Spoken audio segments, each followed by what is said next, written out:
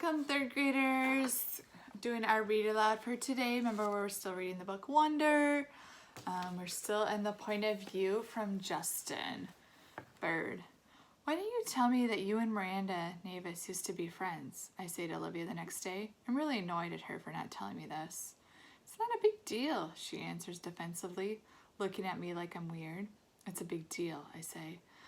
I look like an idiot. How could you not tell me? You've always acted like you don't even know her. I don't know her, she answers quickly. I don't know who that pink-haired cheerleader is. The girl I knew was a total dork who collected American Girl dolls.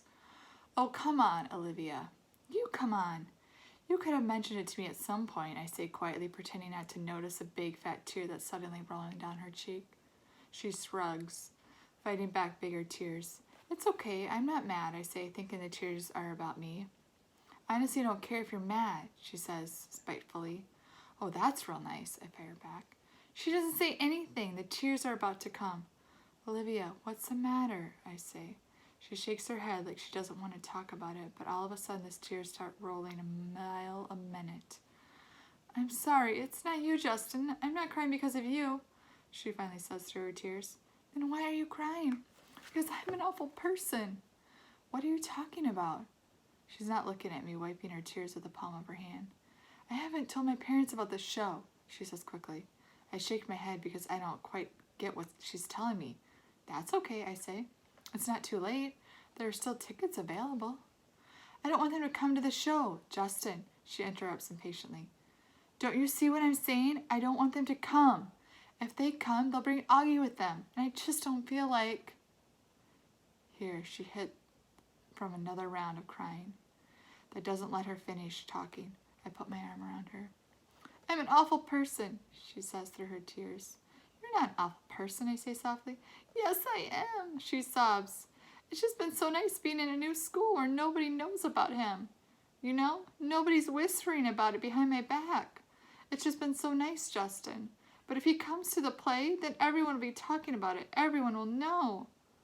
I don't know why I'm feeling like this. I swear I've never been embarrassed by him before. I know, I say, soothing her. You're entitled, Olivia. You've dealt with a lot in your whole life. Olivia reminds me of a bird sometimes, how her feathers get all ruffled when she's mad. And when she's fragile like this, she's a little lost bird looking for its nest. So I give her my wing to hide under. The universe.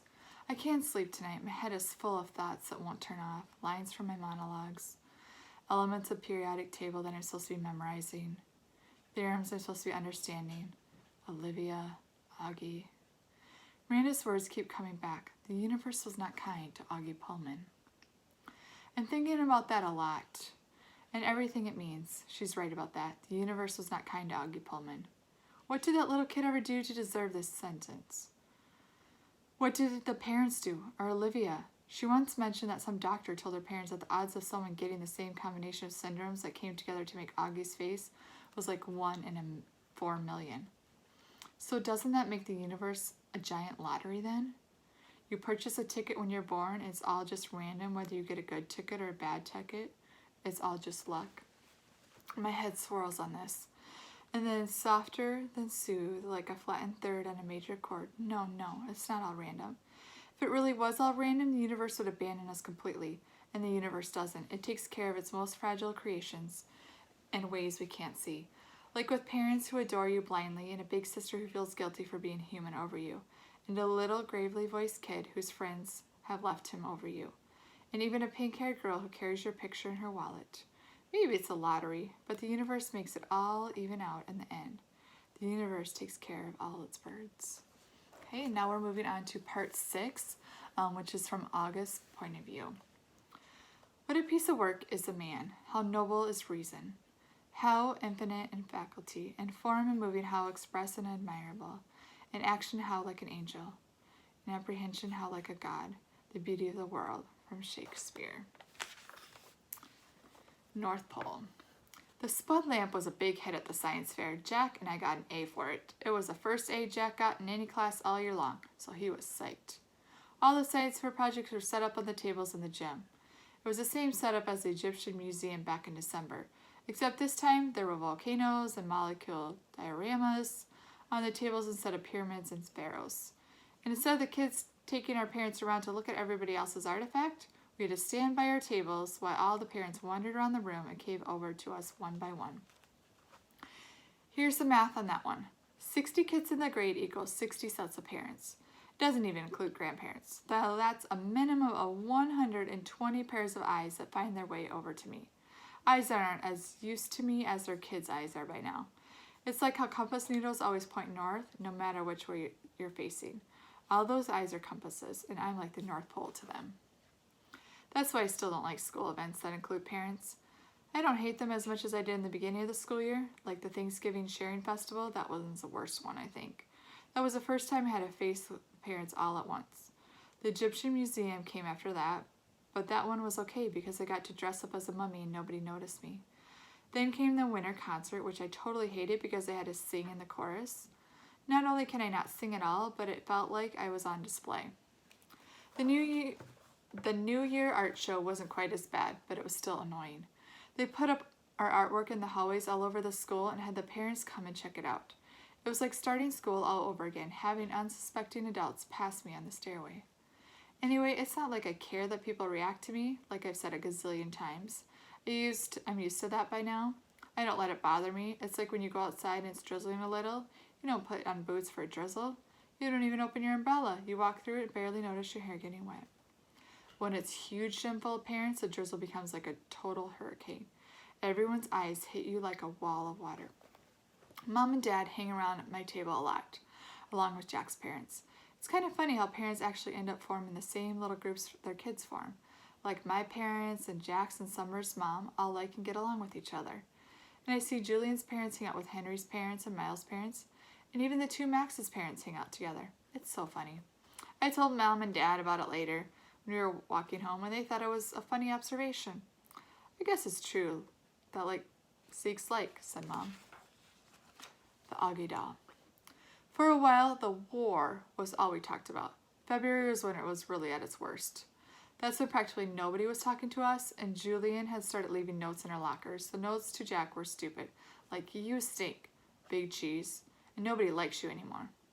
I got notes like freak, and another that said get out of our school org.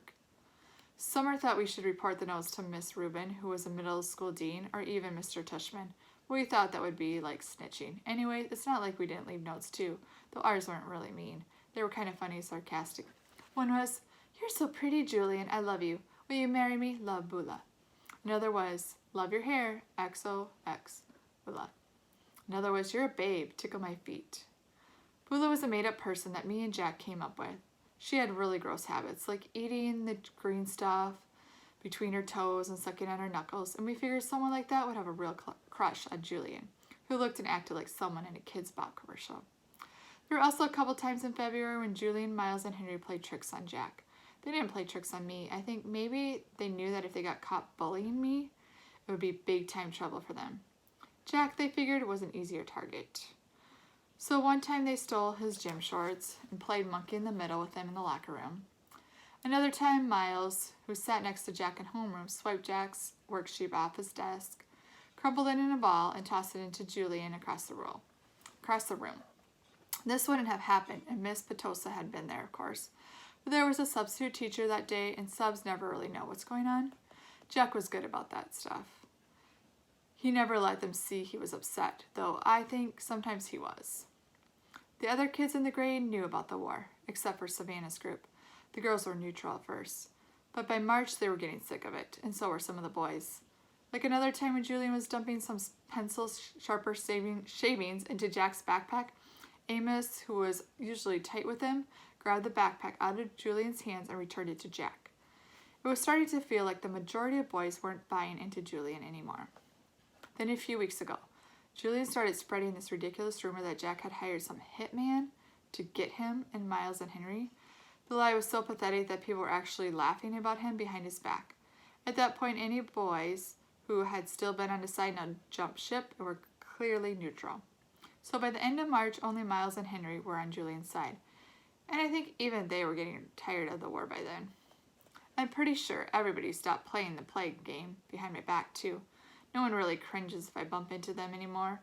And people borrow my pencils without acting like the pencils has cooties. People even joke around with me now sometimes. Like the other day I saw Maya writing a note to Ellie on a piece of Ugly Doll's stationery. And I don't know why, but I just kind of randomly said, "Do you know the guy who created the Ugly Dolls based them on me?"